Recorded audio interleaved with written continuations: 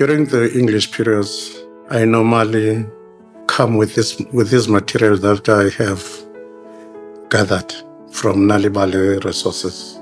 And then when it comes to reading, we do the reading, we do summarizing. When it comes to comprehension, we also do the comprehension tests and exercises basing on the stories that we get from the material of Nalibali.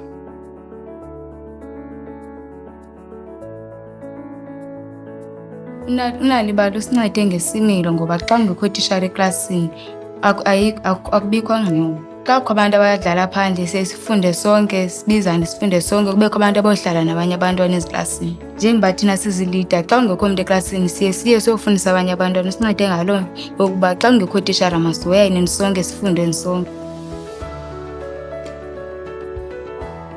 Sifunda amabali, sifunde sonke siyiklasi. Sixelelana uba umntu ufunde endaweni kwendibala kufundile.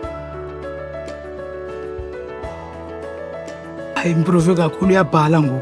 Akosoyiki bendikade ndisithi kuye xa ndithi ngoku ugqibile utyisa phara sakufunda ayazozelisa. Ngoku uba nguye engekatyi nesaphara uthatha ilidi nencwadi sibhale.